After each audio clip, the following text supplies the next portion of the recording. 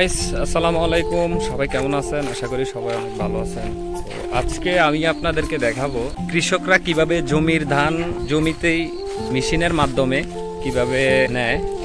এটা আপনাদেরকে আমি আজকে একটু দেখানোর চেষ্টা করব। আপনারা সাথে থাকবেন, দেখবেন আসলে কৃষকরা কত কষ্ট করে এই রোদের মধ্যে। আসলে আমরা সাধারণ মানুষ যারা আছি, আমরা রোদের মধ্যে বের হইতেই পারি না বাসা থেকে, কিন্তু কৃষকরা কত কষ্ট করে জমির ধানগুলা নেয়।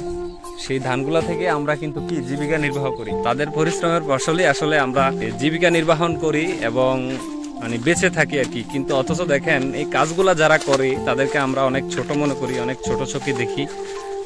বিভিন্ন ধরনের কথাবার্তা বলে তাদের মনে কষ্ট দেই, ক্ষেত তারপরে বিভিন্ন ধরনের কথাবার্তা বলে তাদেরকে আসলে কি মনে কষ্ট দিয়ে থাকি। আসলে এগুলা একদমই ঠিক না। তো যারা বোঝে না, জানে না, তারাই এগুলা বলে। কৃষক না থাকতো দেশে তাহলে আমাদের না খেয়ে মরা লাগতো। এটা তো বাস্তব। তারা এই যে হাড় ভাঙা পরিশ্রম করে আমাদের জন্য এই যে অন্যগুলা যোগাচ্ছে, ঠিক আছে, আমরা কিন্তু তাদের এই যথাযথ মর্যাদা দিতে পারি না। তারা আমাদের জন্য যে পরিশ্রম করতেছে, আমরা আসলে তাদেরকে যে মূল্যায়ন করা দরকার, তারা কিন্তু আমাদের কাছ থেকে সেই মূল্যায়নটা পাচ্ছে না, সঠিক মূল্যায়নটা। এই যে আপনার পাইকারিদাররা যে এই যে ধানগুলো যে নিচ্ছে, নেওয়ার পরে তারা যথাযথ দামও পাচ্ছে না। দেখেন এই পরিশ্রম, এই যে এখন প্রায় 39-40 ডিগ্রি রোদ, এই রোদের মধ্যে দেখেন আমরা সাধারণত আমরা হাইটে যাচ্ছি, শুধু এই আমাদের শরীর জ্বলে যাচ্ছে রোদে। তারা এই রোদের মধ্যে পরিশ্রম করে ধান কাইটা ধান তুলে দেখেন তারা এই পারিশ্রমিকটা পাচ্ছে না। কি লাভ কৃষক দেশে থেকে যদি পারিশ্রমিকটা সঠিকভাবে না পায়? শহরের কিছু মানুষ আছে যারা আসলে তাদের কষ্টই বুঝতে চায় না, ঠিক আছে। তাদেরকে অনেক ধরনের অনেক কথাবার্তা বলে, কটূক্তিমূলক কথাবার্তা বলে তাদেরকে, ঠিক আছে। তো আসলে এগুলো আমরা যারা করি, এসব চিন্তা ভাবনা আমাদের মাথা যাদের আছে, এগুলা একদমই ঠিক না আমি মনে করি। তারা কিন্তু যে জমিতে যে ফসলগুলো ফলায়, এগুলা না করলে কিন্তু আসলে আমরা খেতে পারতাম না, ঠিক আছে। এগুলা এই যে ভাত খেয়ে কিন্তু আমরা কি ধান থেকে যে ভাত হয়, এগুলা খেয়ে কিন্তু আমরা কি জীবিকা নির্বাহ করতেছি, ঠিক আছে। পরিবার পরিজন নিয়ে হয়তো আমরা টাকা দিয়ে কিনতেছি, কিন্তু তারা যদি এই কৃষক কাজগুলো যদি না করে, ধান ক্ষেতগুলো যদি না করে, জমিগুলো চাষ না করে, তাহলে কিন্তু আমরা টাকার কোনো মূল্যই থাকে না।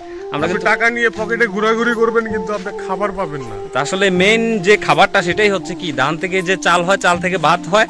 আমরা কিন্তু আমাদের বাঙালির কিন্তু মেইন খাবার হলো ভাত। ভাত ছাড়া কিন্তু আমাদের চলেই না।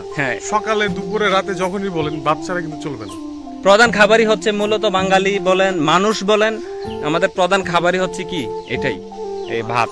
তো আসলে ভাতটা তো আর এমনি এমনি আসে না। এটা আসলে এটার জন্য জমি চাষ করা লাগে। চাষ করার পরে এগুলা অনেক কষ্ট করার পরে রোদে বৃষ্টিতে ভিজে তারপরে আপনার এই ফসলগুলা কি ফলাইতে হয়। তারপরে এগুলো আমরা টাকা দিয়ে কিনতে পারি, খাইতে পারি এই সিরমের মধ্যে বসে। আজকে আমি আপনাদেরকে ছোট্ট করে একটু দেখানোর চেষ্টা করব কৃষক কিভাবে জমির যে ধানগুলো আছে, জমিতে কিভাবে রোদে বৃষ্টিতে ভিজা এতটা কষ্ট করে কৃষকরা ধানগুলা নিতেছে এখান থেকে মেশিনের মাধ্যমে। আপনাদেরকে আমি একটু দেখানোর চেষ্টা করি, আপনারা নিজেরা দেখবেন। কিন্তু যারা এই ধরনের বাজে মন্তব্য করেন তাদেরকে নিয়ে, তাদেরকে ছোট করে দেখেন, তারাই হচ্ছে আমাদের বাংলাদেশের জন্য আসল হিরো, ঠিক আছে। তাদের কারণে আমরা খেয়ে পরে বেঁচে আছি, ঠিক আছে। তাদেরকে আসলে নিয়ে এই ধরনের কথা বলবেন না, তাদের মনে কষ্ট দিয়ে কখনো কথা বলবেন না। বাঙালিরা কেমন জানেন? আমরা বাঙালিরা এমন জাত, মানে যাকে যে সম্মানটা দেওয়া উচিত, আমরা তাকে পরিপূর্ণভাবে সেই সম্মানটা জানি না। যারা ধনী টাকা পয়সা আছে, একটা ভিডিও দেখছিলাম আপনার, ওই একটা ডাক্তার মহিলা, বুঝছেন, ওনাকে বলতেছে যে আচ্ছা এই যে এখন যে দেশে এক ধরনের অভাব চলতেছে, আপনার মন্তব্য কি? উনি বলতেছে কিভাবে জানেন? আমি ডাক্তার, আমি টাকা ইনকাম করে টাকা ঢালছি, খাচ্ছি, আমি আমার গায়ে আমি ধুলো লাগাইতে দেই না। কাউরান বাজারে যায় যদি বাজার করতে যায় উনি, নাকি আপনার ধুলাবালি গন্ধ, উনি এই জন্য যাইতে চায় না যে আরে মাছের গন্ধ, আপনার মুরগির গন্ধ, ঠিক আছে, এই জন্য উনি কাউরান বাজারে মার্কেট করতে যায় না। উনি মার্কেট করে সুপার স্বপ্ন থেকে। আমরা ধুলা লাগানোর মানুষ না, উনি এইভাবে বলতেছে, বুঝছেন। আসলে এটা ইনসাল্ট করে না মানুষকে? তো অবশ্যই এভাবে বলাটা ওনার উচিত হয় নাই। তো এটা অনেকেই দেখছে, এটা সবাই জানে। তাই এই হলো আমরা বাঙালি আর কি, বুঝছেন। আমরা মানুষকে মূল্যায়ন করতে জানি না, শ্রমিকদেরকে আমরা মানে সঠিক মূল্যায়নটা করি না। তাদের উপরে আমরা নির্ভর। তাদের উপরে নির্ভর। তারা না করলে তো আমরা খেতে পারবো না। আমরা যে গায়ে বাতাস লাগায় ঘুরি আর খাই, তারা যদি না থাকতো তাহলে আমরা নিজেরা ফসল ফলাইয়া খাওয়া লাগতো। বাতাসটা আমরা লাগাই, এটা 100%, এটা 100% সঠিক কথা। এখন যে কোটটাই লাগাই আমরা ঘুরতেছি, খাইতেছি, যারা আছে এই ধরনের কথাবার্তা আমরা মন্তব্য করে, গায়ে ধুলা লাগাইতে চাচ্ছি না, প্যাকের গন্ধ নিতে চাচ্ছি না, হ্যাঁ আমরা ওই প্যাকের গন্ধকে দুর্গন্ধ বলি, তারা এই প্যাককে আপনার স্বর্ণ কইরা এইগুলাকে এই স্বর্ণ থেকে আপনার এই ফসলগুলো উৎপাদন করতেছে, ঠিক আছে। সো গাইস আপনারা দেখুন, আমি আপনাদেরকে একটু করে দেখানোর চেষ্টা করি আসলে এই এখন রোদের তাপমাত্রা কতটুকু আছে মামা? এখন প্রায় 39 ডিগ্রি সেলসিয়াস। হ্যাঁ 39 ডিগ্রি সেলসিয়াস আছে। এখন আমি আপনাদেরকে দেখাবো এই রোদের তাপমাত্রা কিভাবে রোদে পুড়ে কৃষকরা কিভাবে ধানগুলো নিতেছে, আমি আপনাদেরকে একটু দেখানোর চেষ্টা করি। আপনারা সবাই সাথে থাকুন, দেখুন। দেখতে পাচ্ছেন আসলে রোদের তাপমাত্রাটা কেমন, খুবই বেশি। স্টার্ট দিয়ে ফেলতেছেন নাকি? স্টার্ট দিয়ে ফেলবেন এখন? এখন কি ফিটিং করা হইতেছে? দেখতে পাচ্ছেন এখানে জমির ধান নেওয়ার জন্য জমিতেই ব্যবস্থা করা হয়েছে। একটু পরে স্টার্ট দিয়ে ফেলবে। দাও দাও স্টার্ট দাও।